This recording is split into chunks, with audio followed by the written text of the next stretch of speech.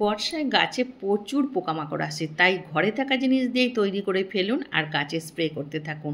আর এটা কি করে তৈরি করেছি সেটা নিয়ে ভিডিও করতে চলে এলাম আমি Chaitali gardening and crafting channel থেকে। তার আগে আমার বাগানের কিছু ফল ফুল সবজি আপনাদের দেখাই, যেগুলো কোনো পোকামাকড় ধরেনি, গাছে খুব ভালো রয়েছে।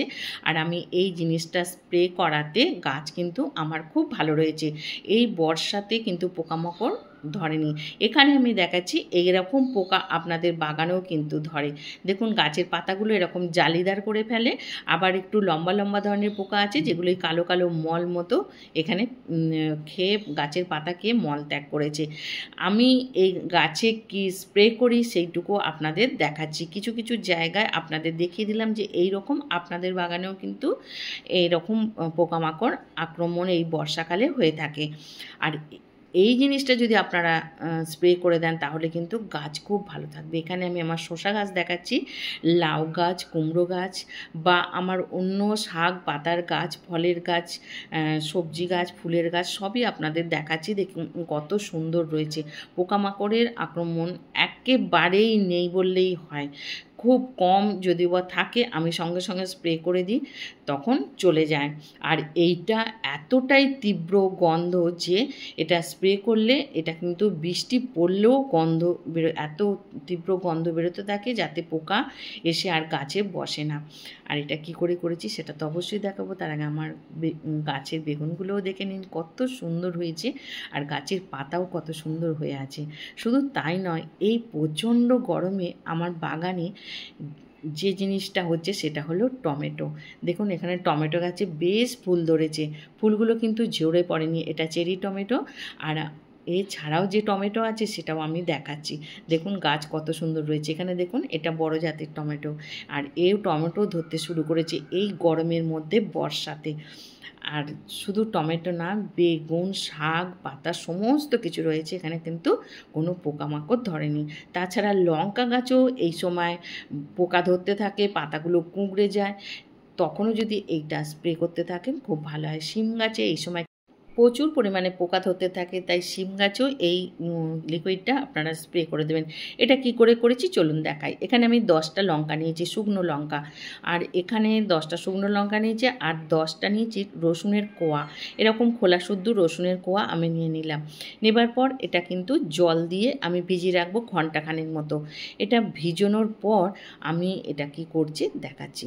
আপনারা এই শুকনো লঙ্কার বদলে কিন্তু 2 চামচ লঙ্কা গুঁড়ো এখানে নিয়ে নিতে পারেন, বা কাঁচা লঙ্কা গোটা 10 দিয়ে দিতে পারেন। আমি 10 কোয়া রসুন আর 10টা লঙ্কা নিলাম। এখন আমি কি করছি, এখানে প্রায় 15-20টা পাতা নিয়েছি। পাতা নিয়ে এইভাবে নিম পাতা নিয়ে নিম পাতাগুলোকে এইভাবে কিন্তু আমি ভালো করে ডাঁটিটা থেকে ছাড়িয়ে নিচ্ছি, নিয়ে এগুলোকে দেখাচ্ছি। দেখুন এতটা হলো নিম পাতা। আমি এই নিম পাতা, লঙ্কা এবং রসুন এটাকে ভালো করে পেস্ট করে নেব। আপনারা এইভাবে একবার করে দেখুন, এত তীব্র গন্ধ হয়। অবশ্যই আপনাদের বলবো নাকে কোনো কাপড় দিয়ে বা মাস্ক পরে এটা তৈরি করবেন। আমি ওটা তৈরি করে নিয়ে পেস্ট করে নিয়ে 1 লিটার জল মিশিয়েছি। 1 লিটার জল মিশিয়ে এটাকে ভালো করে ছেঁকে নিলাম, কারণ আমি এটা স্প্রে করব। যদি ভালো করে না ছাঁকি কিন্তু স্প্রে মেশিনটা খারাপ হয়ে যেতে পারে। তাই এটা ভালো করে ছেঁকে আমি বোতলে ঢেলে দিচ্ছি। আর এটা 1 লিটার জলেই আপনারা এই পরিমাণগুলো দেবেন। আমি এখন দেখুন বোতলটাতে ঢেলে নিয়েছি। এরপরে আমি যে জিনিসটা দেবো সেটা আপনাদের দেখাচ্ছি। দেখুন এতটা হলো। আর এখন আমি যেটা দিচ্ছি সেটা হলো ভিনিগার। এই ভিনিগারটা আমি এখানে দিয়ে দিচ্ছি 2 ছিপি মতো। 2 ছিপি ভিনিগার দিচ্ছি। আপনারা ভিনিগারও দিতে পারেন বা পাতিলেবুর রস কিন্তু এখানে 2 ছিপি মতো দিয়ে দিতে পারেন। আমি এখানে ভিনিগারটা ইউজ করছি। আর এটা দিয়ে এখন ভালো করে আমি বোতলটা একটু নাড়িয়ে নেব। নাড়িয়ে নিয়ে এটা গাছে স্প্রে করব। আপনারা একবার করে দেখুন। এটা কিন্তু তীব্র একটা গন্ধ। আপনারা নাকে কাপড় দিয়ে বা মাস্ক দিয়ে কিন্তু এটা স্প্রে করবেন। স্প্রে করার পর 1.5-2 ঘন্টা পরেও যদি আপনারা বাগানে যান এই তীব্র গন্ধটা কিন্তু আপনারা পাবেন। আর এতে পোকামাকড় সব চলে যায়। আমার এখানে ফুল গাছ দেখাচ্ছি, এখানে ক্যামেলিয়া ফুলের গাছ। এই সময় একটু পোকামাকড় ধরে। এখানেও একটা লতানি ফুলের গাছ আছে, বাসর লতা। এছাড়াও আমার যে সমস্ত ফুল গাছ আছে সেগুলো আপনাদের দেখাচ্ছি যে সমস্ত গাছে এটা স্প্রে করতে পারবেন, ফল ফুল সবজি সব গাছে স্প্রে করতে পারবেন। হ্যাঁ, আপনারা কিন্তু সপ্তাহে একদিন করে যদি এটা গাছে স্প্রে করেন তাহলে কিন্তু খুবই ভালো হবে।